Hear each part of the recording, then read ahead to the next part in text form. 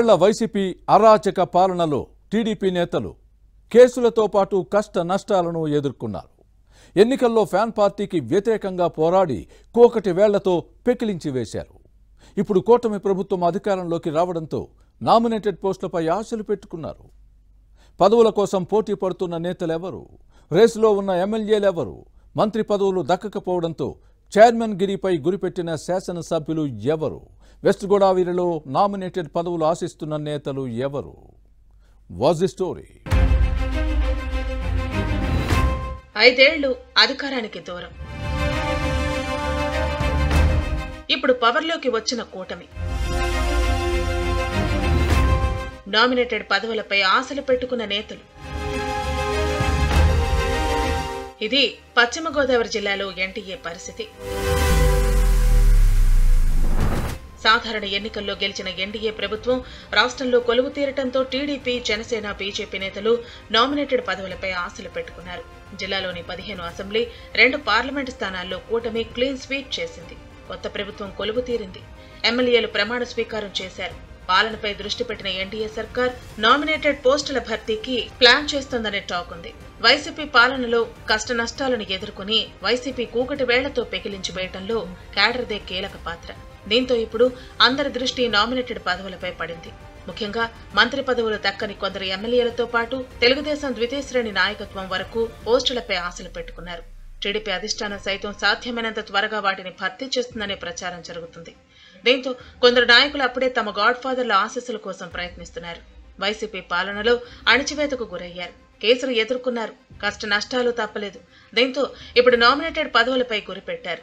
కొందరు నేతలు తమకు పోస్ట్ డామ్ ష్యూర్ అని చెబుతుంటే మరికొందరు ధీమాతో చెప్పలేకపోతున్నారు. రాష్ట్ర స్థాయి నామినేటెడ్ పోస్టుల భర్తీలో ఈసారి ఉమ్మడి పశ్చిమ గోదావరి జిల్లాకు ఎక్కువ ప్రాధాన్యత దక్కొచ్చన్నది పొలిటికల్ పండిట్స్ అంచనా. ఉమ్మడి జిల్లా నుంచి కనీసం 4 మంత్రి పదవులు దక్కుతాయని పార్టీ వర్గాలు భావించాయి. కానీ సోషల్ ఇంజనీరింగ్, పొలిటికల్ ఈక్వేషన్స్ కుదరలేదు. దీంతో 2 పదవులతోనే సర్దుకోవాల్సి వచ్చింది. పాలకొల్లు టీడీపీ ఎమ్మెల్యే నిమ్మల రామానాయుడు, నిడదవోలు నుంచి ఎన్నికైన జనసేన శాసనసభ్యుడు కందుల దుర్గేష్ కు చంద్రబాబు కేబినెట్ లో బెర్తులు లభించాయి. ప్రధానంగా క్షత్రియ సామాజిక వర్గానికి చెందిన ఉమ్మడి ఎమ్మెల్యే రఘురామకృష్ణరాజు, బీసీల నుంచి ఆచంట శాసనసభ్యుడు వితాని సత్యనారాయణ, ఎస్సీ కమ్యూనిటీ నుంచి కొవ్వూరి ఎమ్మెల్యే ముప్పిడి వెంకటేశ్వరరావు, గోపాలపురం శాసనసభ్యుడు మద్దిపాటి వెంకటరాజు కేబినెట్ బెర్తులు ఆశించారు. కానీ అవి రాకపోవడంతో నామినేటెడ్ పోస్టుల కోసం ప్రయత్నిస్తున్నారు. వైసీపీ ప్రభుత్వం రాష్ట్ర క్షత్రియ కార్పొరేషన్ అధ్యక్ష పదవిని పశ్చిమ గోదావరి జిల్లాకే కేటాయించింది. ఇప్పుడు ఆ పదవిని పశ్చిమ గోదావరికి కేటాయిస్తుందనే అంచనాలు ఉన్నాయి. అదేవిధంగా కాపు కార్పొరేషన్ చైర్మన్ పదవిని అప్పట్లో నరసాపురంకు చెందిన మాజీ మంత్రి కొత్తపల్లి సుబ్బారాయుడు కొంతకాలం నిర్వహించారు.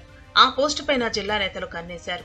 ఇక తిరుమల తిరుపతి దేవస్థానం పాలక మండలి చైర్మన్, బోర్డు సభ్యుల్లో ఉమ్మడి జిల్లా నాయకులకు ఎక్కువ ప్రాధాన్యత ఇవ్వొచ్చని పొలిటికల్ సర్కిల్స్ లో వినిపిస్తోంది. ఇవి కాకుండా రాష్ట్ర స్థాయి కార్పొరేషన్ల పదవులు ఆశిస్తున్న నేతలు తక్కువేమీ కాదు.